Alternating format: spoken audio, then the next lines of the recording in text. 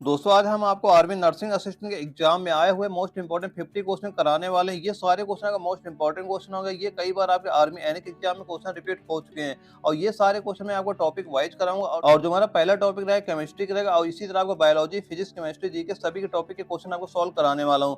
और जो हमारा केमिस्ट्री का पहला क्वेश्चन आता है, क्वेश्चन नंबर 1 आता है और इसमें हमसे पूछा जा रहा है कि 92 यूरेनियम 238 परमाणु में कितने न्यूट्रॉन होते हैं। और यह क्वेश्चन हमारा यारो दानापुर के 2016 एनएक एग्जाम में पूछा गया था और जिसके 4 ऑप्शन क्या है, पहला हमारा 92, दूसरा है 238, तीसरा 146 और चौथा क्या 330। तो इसका सही आंसर क्या हो जाएगा? इसका सही आंसर हमारा ऑप्शन नंबर 3 हमारा बिल्कुल सही हो जाएगा। यानी 92 यूरेनियम 238 परमाणु में कितने न्यूट्रॉन होंगे, न्यूट्रॉन संख्या कितनी हो जाएगी? वह हो जाएगी 146 हो जाएगी। इसे कैसे निकालेंगे? अगर आप 238 में माइनस 92 करेंगे, यहाँ से न्यूट्रॉनों की संख्या बड़ी आसानी से निकाल सकते हैं। न्यूट्रॉनों की संख्या कितनी आ जाएगी? 146 आ जाएगी। और इसके बाद जो हमारा अगला क्वेश्चन आता है, क्वेश्चन नंबर 2 आता है और इसमें हमसे पूछा जा रहा है कि उदासीन परमाणु का इलेक्ट्रॉनिक विन्यास 285 होने पर उसका वर्ग एवं आवर्त क्रमशः होंगे। और यह क्वेश्चन हमारा यारो बरेली के 2017 एनएक एग्जाम में पूछा गया था और जिसके 4 ऑप्शन क्या है, पहला हमारा 5 एवं 3, दूसरा 3 एवं 5 और तीसरा 2 एवं 5 और चौथा क्या 5 एवं 2।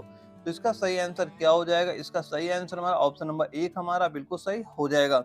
यानी उदासीन परमाणु का इलेक्ट्रॉनिक विन्यास 285 होने पर उसका वर्ग एवं आवर्त क्रमशः क्या हो जाएंगे? वर्ग कितने हो जाएंगे? वर्ग हमारे हो जाएंगे, वर्ग हो जाएंगे हमारे 5 एवं आवर्त कितने हो जाएंगे? 3 हो जाएंगे। यानी ऑप्शन नंबर 1 हमारा बिल्कुल सही हो जाएगा। और इसके बाद हमारा अगला क्वेश्चन आता है, क्वेश्चन नंबर 3 आता है और इसमें हमसे पूछा जा रहा है कि डीएनए परीक्षण विकसित किया गया था। और यह क्वेश्चन एआरओ आगरा के 2016 एनएक एग्जाम में पूछा गया था और जिसके 4 ऑप्शन क्या है, पहला हमारा डॉक्टर एलेक्स जेफरीज द्वारा, दूसरा डॉक्टर वीके कश्यप द्वारा और तीसरा क्या है वाटसन एवं किक द्वारा और चौथा क्या ग्रेगर मेंडल द्वारा। तो इसका सही आंसर क्या हो जाएगा? इसका सही आंसर हमारा ऑप्शन नंबर 1 हमारा बिल्कुल सही हो जाएगा।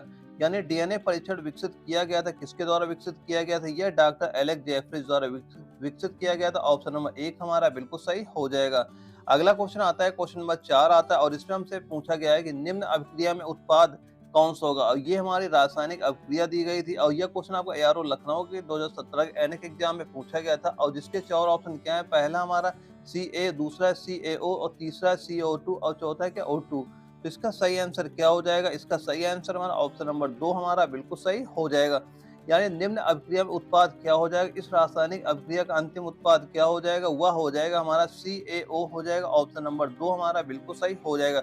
दोस्तों ये सारे क्वेश्चन जो आपको करा रहा हूँ, ये सारे क्वेश्चन मोस्ट इंपॉर्टेंट क्वेश्चन, आप ये सारे क्वेश्चन नोट करते चला, आप एग्जाम में ऐसे क्वेश्चन वहाँ पे देखने को मिल जाएंगे। और इसके बाद जो अगला क्वेश्चन आता है, क्वेश्चन नंबर 5 आता है और इसमें हमसे पूछा जा रहा है निम्न में से किसका प्रयोग संगाहारी के रूप में किया जाता है? और यह क्वेश्चन हमारा एआरओ बनारस के 2015 एनएक एग्जाम में पूछा गया था और जिसके 4 ऑप्शन क्या है, पहला है मेथेन, दूसरा है कार्बन डाइऑक्साइड, तीसरा है नाइट्रस ऑक्साइड और चौथा क्या है नाइट्रोजन। तो इसका सही आंसर क्या हो जाएगा? इसका सही आंसर हमारा ऑप्शन नंबर 3 हमारा बिल्कुल सही हो जाएगा। यानी निम्न में से किसका प्रयोग संगाहारी के रूप में किया जाता है? संगाहारी के रूप में किसका प्रयोग होता है? वह होता है नाइट्रस ऑक्साइड का होता है। ऑप्शन नंबर 3 हमारा बिल्कुल सही हो जाएगा। अगला क्वेश्चन आता है हमारा, क्वेश्चन नंबर 6 आता है और इसमें हमसे पूछा जा रहा है कि किसकी उपस्थिति में जल अम्ल के समान कार्य करता है? और यह क्वेश्चन हमारा एआरओ जबलपुर के 2016 एनएक एग्जाम में पूछा गया था और जिसके 4 ऑप्शन क्या दिए गए हैं, पहला हमारा NH3, दूसरा H2SO4 और तीसरा C6H6 और चौथा क्या HCl। तो इसका सही आंसर क्या हो जाएगा? इसका सही आंसर हमारा ऑप्शन नंबर 1 हमारा बिल्कुल सही हो जाएगा। यानी किसकी उपस्थिति में जल अम्ल के समान कार्य करता है? तो किसकी उपस्थिति में जो जल होता है अम्ल के समान कार्य करता है? वह NH3 की उपस्थिति में जो जल होता है वह अम्ल के समान कार्य करता है। ऑप्शन नंबर 1 हमारा बिल्कुल सही हो जाएगा। और अगला क्वेश्चन आता है, क्वेश्चन नंबर 7 आता है और इसमें हमसे पूछा जा रहा है कि निम्न यौगिकों के जोड़ों में से कौन से जोड़ में एलिफेटिक और एरोमेटिक दोनों प्रकार के यौगिक हैं? और यह क्वेश्चन हमारा एआरओ रांची के 2017 एनएक एग्जाम में पूछा गया था और जिसके 4 ऑप्शन क्या दिए गए हैं, पहला हमारा बेंजीन फिनॉल, दूसरा हमारा आइसोब्यूटेन और मीथेन और तीसरा एथेन मीथेन और चौथा क्या आइसोब्यूटेन और क्लोरोबेंजीन। तो इसका सही आंसर क्या हो जाएगा? इसका सही आंसर हमारा ऑप्शन नंबर 4 हमारा बिल्कुल सही हो जाएगा। यानी निम्न यौगिकों के जोड़ों में से कौन से जोड़ में एलिफेटिक और एरोमेटिक दोनों प्रकार के यौगिक होते हैं? तो वह आइसोब्यूटेन और क्लोरोबेंजीन में दोनों प्रकार के यौगिक पाए जाते हैं। ऑप्शन नंबर 4 हमारा बिल्कुल सही हो जाएगा। और अगला क्वेश्चन हमारा आता है, क्वेश्चन नंबर 8 आता है और इसमें हमसे पूछा जा रहा है कि एक ऑक्सीजन अणु में 2 परमाणु किससे संबद्ध होते हैं? और यह क्वेश्चन हमारा एआरओ नागपुर के 2017 एनएक एग्जाम में पूछा गया था और जिसके 4 ऑप्शन क्या है, पहला हमारा एक आबंध से, दूसरा है 2 आबंद से, तीसरा 3 आबंद से और चौथा क्या 4 आबंद से। तो इसका सही आंसर क्या हो जाएगा? इसका सही आंसर हमारा ऑप्शन नंबर 2 हमारा बिल्कुल सही हो जाएगा। यानी एक ऑक्सीजन अणु में 2 परमाणु किससे बद्ध होते हैं? किससे बद्ध होते हैं? वह बद्ध होते हैं 2 आबंद से बद्ध होते हैं। ऑप्शन नंबर 2 हमारा बिल्कुल सही हो जाएगा। अगला क्वेश्चन हमारा आता है, क्वेश्चन नंबर 9 आता है और इसमें हमसे पूछा जा रहा है कि अग्निशमन वस्त्र किसमें बनाए जाते हैं? और यह क्वेश्चन हमारा एआरओ अमेठी के 2015 यानी कि एग्जाम में पूछा गया था और जिसके 4 ऑप्शन क्या दिए गए हैं?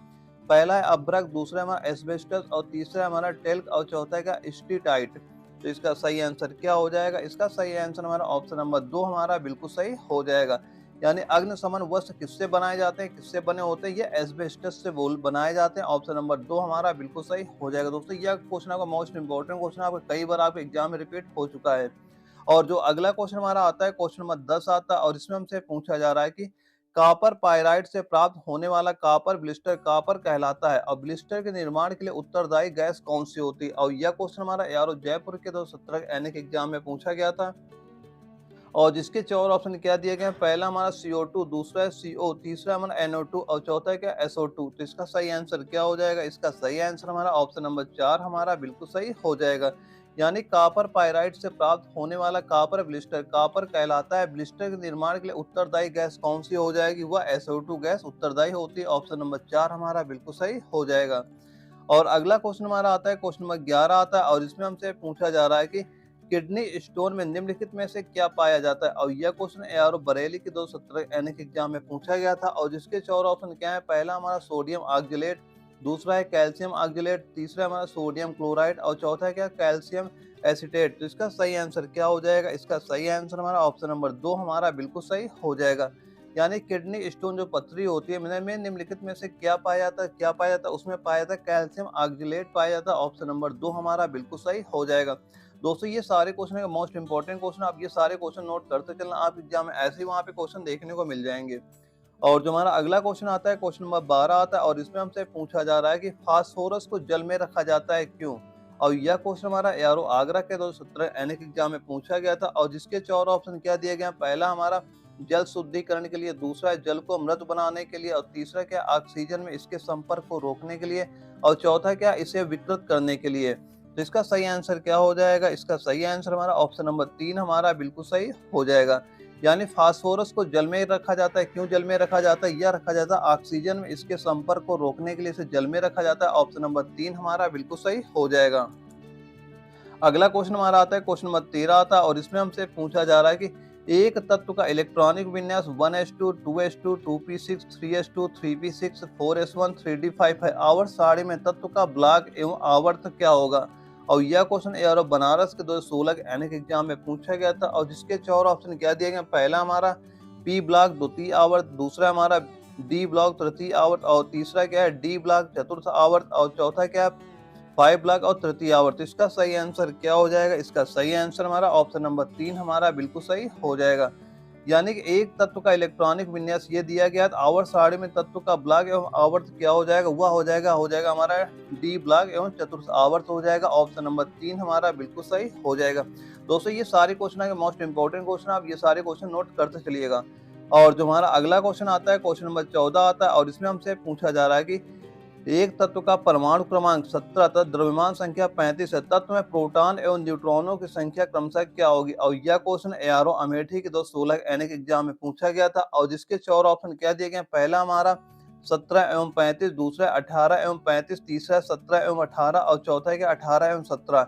तो इसका सही आंसर क्या हो जाएगा? इसका सही आंसर हमारा हो जाएगा ऑप्शन नंबर 3 हमारा बिल्कुल सही हो जाएगा। यानी तत्व में प्रोटॉन एवं न्यूट्रॉनों की संख्या कितनी हो जाएगी? तो प्रोटॉन कितने? 17 प्रोटॉन हमारे हो जाएंगे और न्यूट्रॉन कितने? 18 हमारे न्यूट्रॉन हो जाएंगे। यानी ऑप्शन नंबर 3 हमारा बिल्कुल सही हो जाएगा।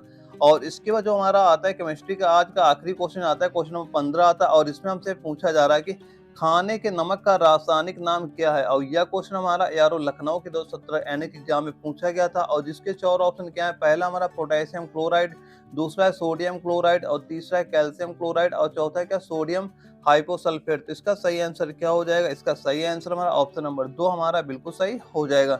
यानी खाने के नमक का रासायनिक नाम क्या हो जाएगा? वह हो जाएगा सोडियम क्लोराइड हो जाएगा। ऑप्शन नंबर 2 हमारा बिल्कुल सही हो जाएगा। और दोस्तों इसके बाद क्या करेंगे, आपका बायोलॉजी के 15 क्वेश्चन नोट कराने वाले हैं, ये भी सारे क्वेश्चन नोट कर लेना। ये भी क्वेश्चन आपके आर्मी एनए के एग्जाम में कई बार रिपीट हो चुके हैं। और जो हमारा बायोलॉजी का पहला क्वेश्चन आता है, क्वेश्चन नंबर 16 आता है, और इसमें हमसे पूछा जा रहा है कि पुष्प होता है। और यह क्वेश्चन हमारा एआरओ आगरा के 2016 के एनए के एग्जाम में पूछा गया था। और जिसके 4 ऑप्शन क्या है, पहला हमारा रूपांतरित जड़, दूसरा है रूपांतरित तना, तीसरा है रूपांतरित पत्ती, और चौथा है रूपांतरित फल।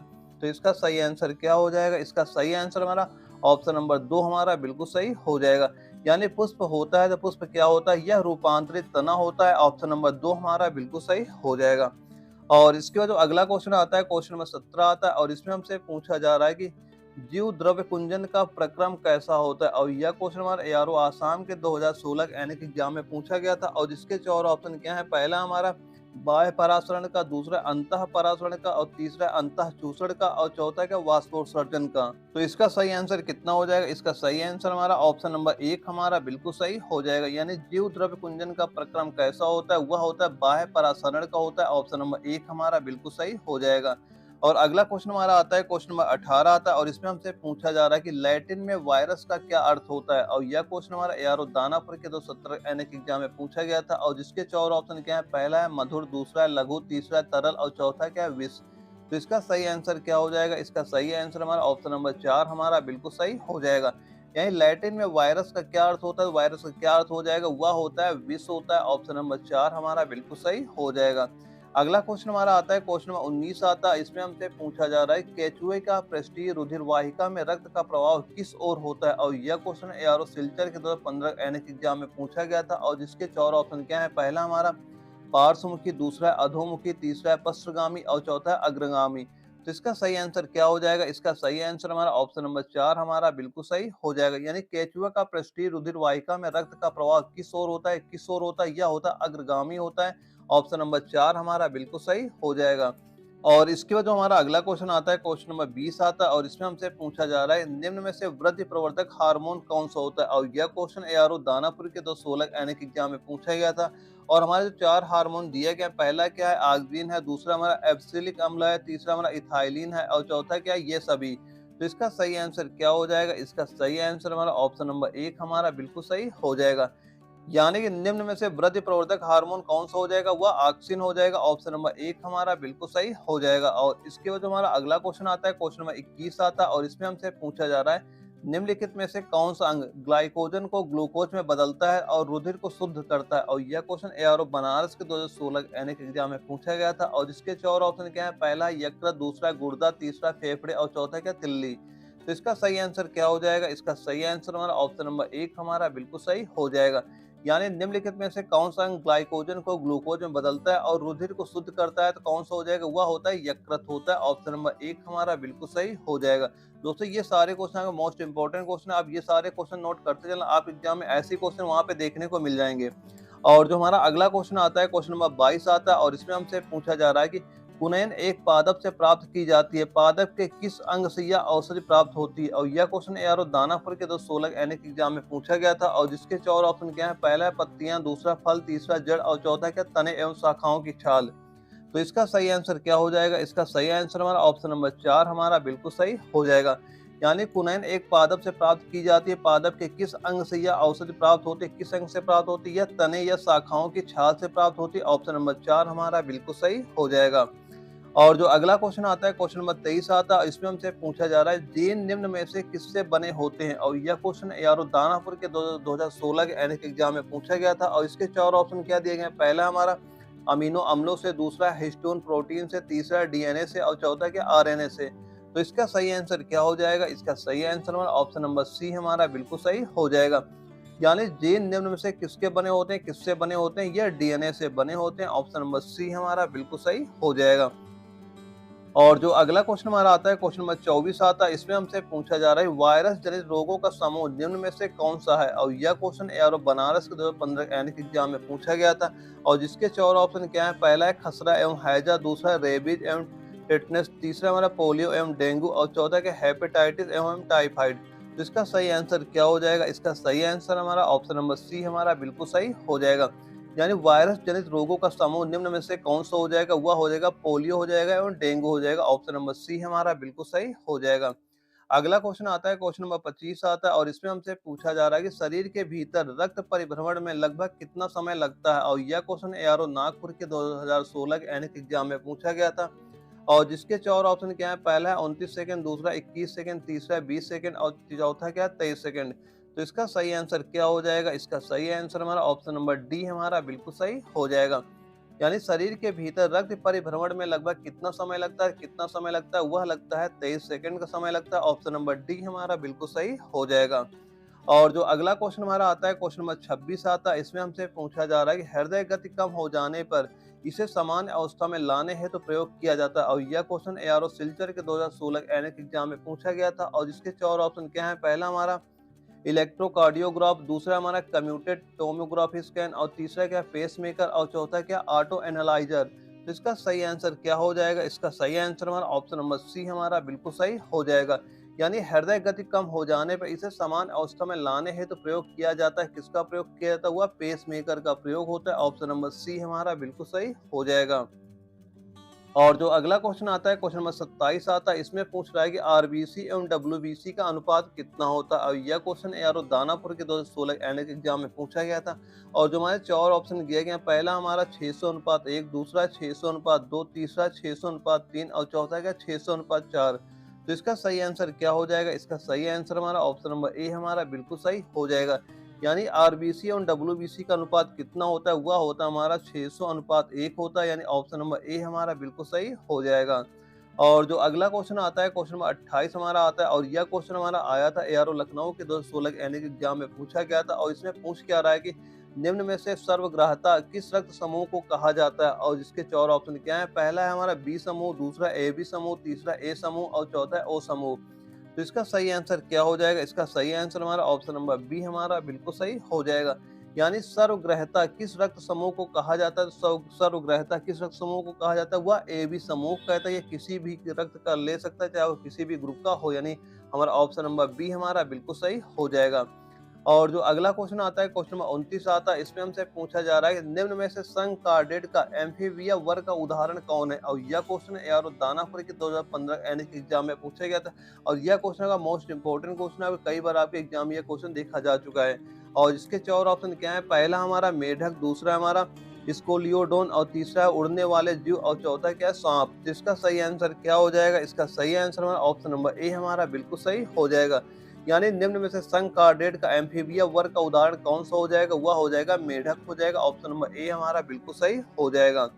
और जो अगला क्वेश्चन हमारा आता है, क्वेश्चन नंबर 30 आता है, इसमें हमसे पूछा जा रहा है पेशी ऊतक निम्न में से कौन है। और यह क्वेश्चन हमारा यारो अमेठी के 2016 एनएक एग्जाम में पूछा गया था। और इसके 4 ऑप्शन क्या है, पहला हमारा रेखित, दूसरा है हृदयक पेशी और तीसरा अरेखित और चौथा क्या उपरोक्त सभी सही हैं। तो इसका सही आंसर क्या हो जाएगा? इसका सही आंसर हमारा ऑप्शन नंबर डी हमारा बिल्कुल सही हो जाएगा। यानी पेशी ऊतक निम्न में से कौन है? तो पेशी ऊतक कौन सा हो जाएगा? यह रेखित भी होता है, हृदय पेशी भी होता है और अरेखित भी होता है। यानी उपरोक्त सभी सही हैं। यानी ऑप्शन नंबर डी हमारा बिल्कुल सही हो जाएगा। और दोस्तों इसके बाद क्या करना है, आपको फिजिक्स के 5 क्वेश्चन नोट कराने वाले हैं। ये भी सारे क्वेश्चन नोट कर लेना। ये भी क्वेश्चन आपके आर्मी एनए के एग्जाम में पहले भी पूछे जा चुके हैं और जो हमारे आने वाले एग्जाम है उसमें भी ये सारे क्वेश्चन देखने को आपको मिल जाएंगे वहां पे।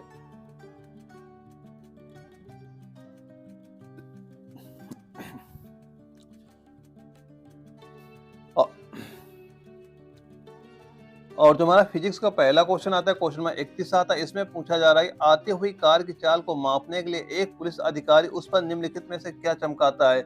और यह क्वेश्चन हमारा एआरओ दानापुर के 2017 एनएक एग्जाम में पूछा गया था। और जिसके 4 ऑप्शन क्या है, पहला हमारा प्रकाश तरंगे, दूसरा सूर्य तरंगे, तीसरा रेडियो तरंगे और चौथा क्या है परा उच्च आवर्ती तरंगे। तो इसका सही आंसर क्या हो जाएगा? इसका सही आंसर हमारा ऑप्शन नंबर 2 हमारा बिल्कुल सही हो जाएगा। यानी आती हुई कार की चाल को मापने के लिए एक पुलिस अधिकारी उस पर निम्नलिखित में से क्या चमकाता है? क्या चमकाता है? वह सूक्ष्म तरंगे चमकाता है। ऑप्शन नंबर 2 हमारा बिल्कुल सही हो जाएगा। और अगला क्वेश्चन हमारा आता है, क्वेश्चन नंबर 32 आता है और इसमें हमसे पूछा जा रहा है कि सामान्य नेत्र के लिए सुस्पष्ट दृष्टि की न्यूनतम दूरी कितनी होती है। और यह क्वेश्चन एआरओ आगरा के 2016 एनएक एग्जाम में पूछा गया था। और इसके 4 ऑप्शन क्या है, पहला हमारा 37.5 सेंटीमीटर, दूसरा 50 सेंटीमीटर, तीसरा 12.5 सेंटीमीटर और चौथा क्या 25 सेंटीमीटर। तो इसका सही आंसर क्या हो जाएगा? इसका सही आंसर हमारा ऑप्शन नंबर 4 हमारा बिल्कुल सही हो जाएगा। यानी सामान्य नेत्र के लिए सुस्पष्ट दृष्टि की न्यूनतम दूरी कितनी होती है? वह 25 सेंटीमीटर होती है। ऑप्शन नंबर 4 हमारा बिल्कुल सही हो जाएगा।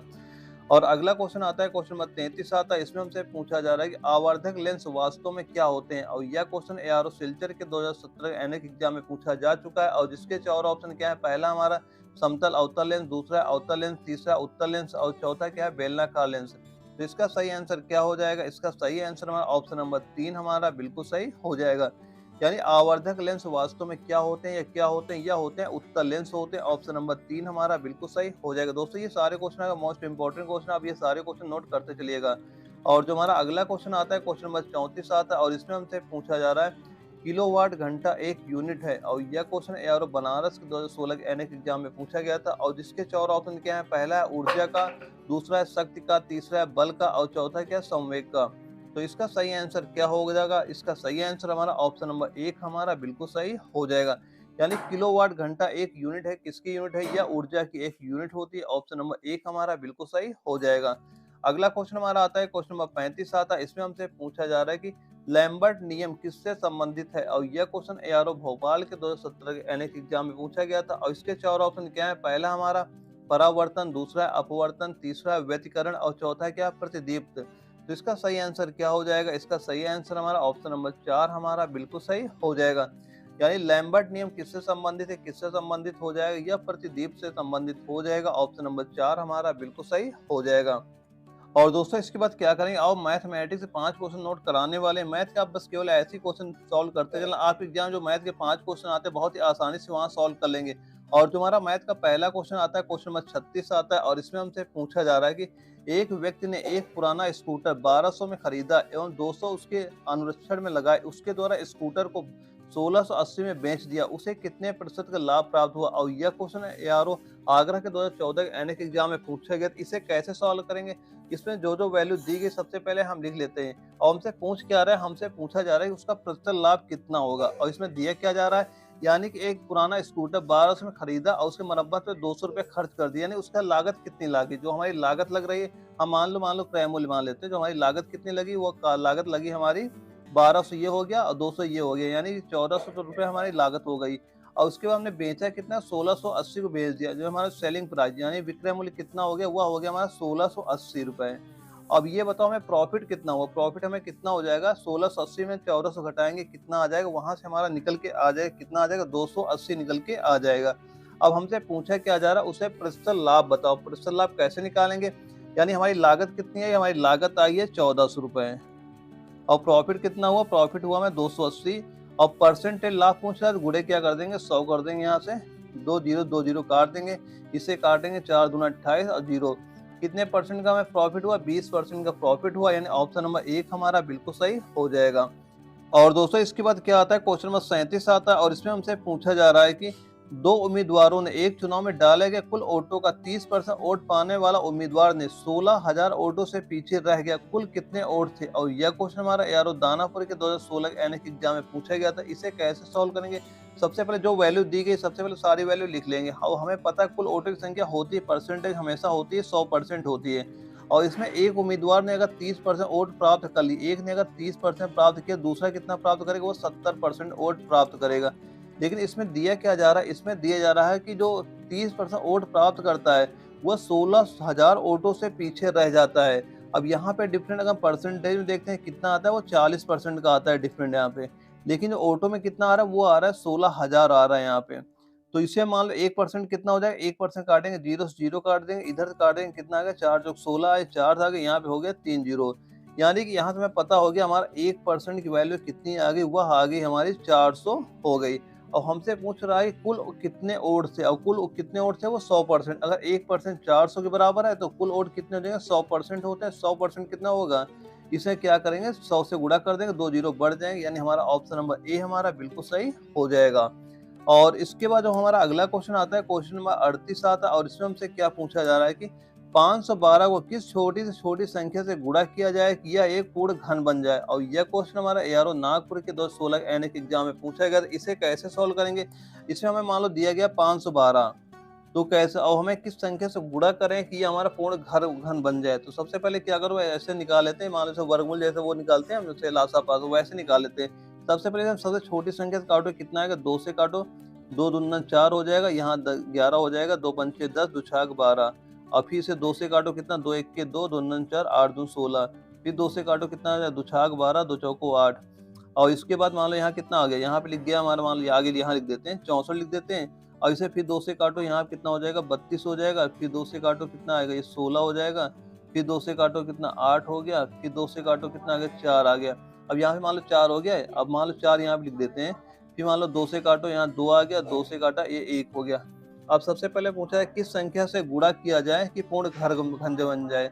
अब घन के लिए क्या होता है, 3-3 जोड़े बनते, यानी हमारा एक जोड़ा यहाँ पूरा कंप्लीट हो गया, और यहाँ पे ये एक जोड़ा ये कंप्लीट हो गया, और यहाँ पे ये 2 और 2 ये, यानी एक जोड़ा ये कंप्लीट हो गया, यानी ये हमारा पूरा घन हो चुका है। लेकिन हमारे जो ऑप्शन क्या दिए गए, अब मान लो अब क्या करते हैं, एक जोड़ा और बनाना है। मान लो एक ये 2 और 2 2, 3 जोड़ा बन रहा है, और 3 संख्याओं को गुणा करेंगे कितना आएगा, 2 दूनी 4, 4 दूनी 8।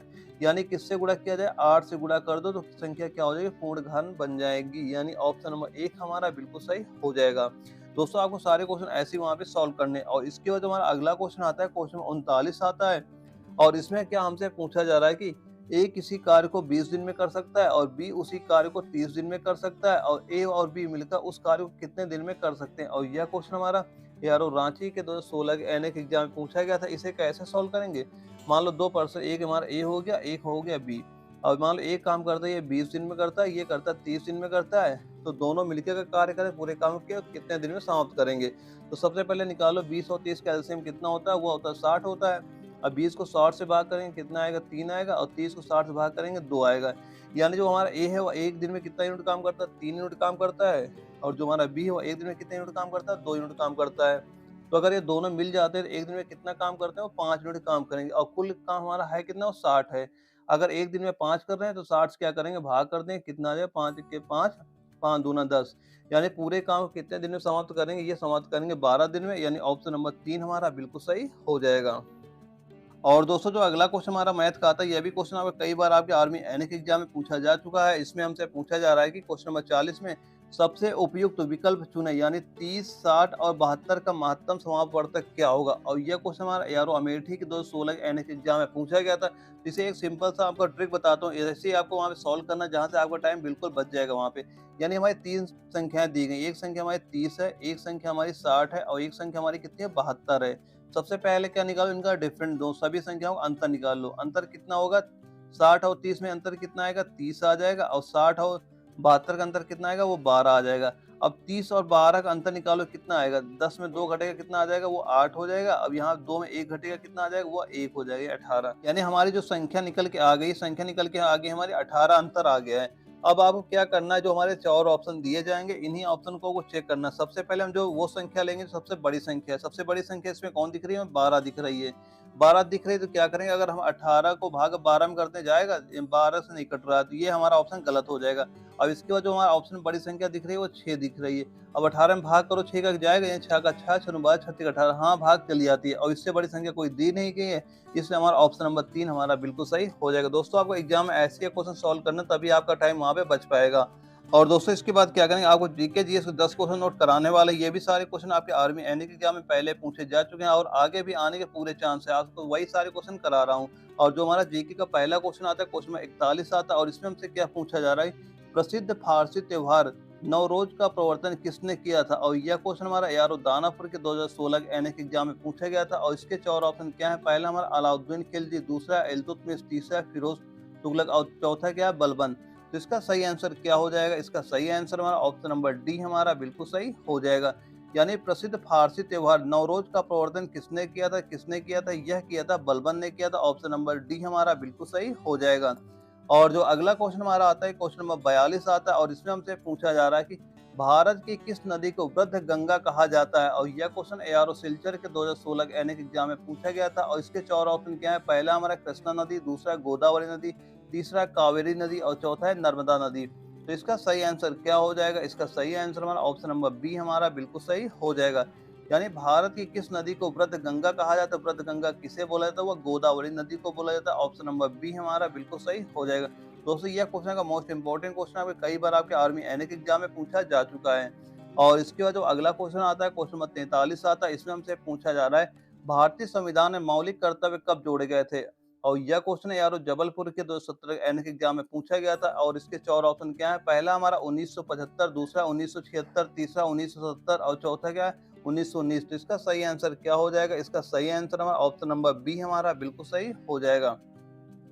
यानी भारतीय संविधान में मौलिक कर्तव्य कब जोड़े गए थे? मौलिक कर्तव्य कब जोड़े गए थे? ये जोड़े गए 1976 में जोड़े गए थे। ऑप्शन नंबर बी हमारा बिल्कुल सही हो जाएगा। दोस्तों ये सारे क्वेश्चन आगे मोस्ट इंपोर्टेंट क्वेश्चन, आप ये सारे क्वेश्चन नोट करते चलिएगा। और इसके बाद जो हमारा अगला क्वेश्चन आता है, क्वेश्चन नंबर 44 आता है। और इसमें हमसे क्या पूछा जा रहा है? चुनाव आयोग का किस पद के चुनाव के साथ संबंध नहीं है? और यह क्वेश्चन हमारा यारो दानापुर के 2016 के एनएक एग्जाम में पूछा गया था। और इसके 4 ऑप्शन क्या है? पहला है राष्ट्रपति, दूसरा उपराष्ट्रपति, तीसरा मुख्यमंत्री और चौथा है इनमें से कोई नहीं। तो इसका सही आंसर क्या हो जाएगा? इसका सही आंसर हमारा ऑप्शन नंबर सी हमारा बिल्कुल सही हो जाएगा।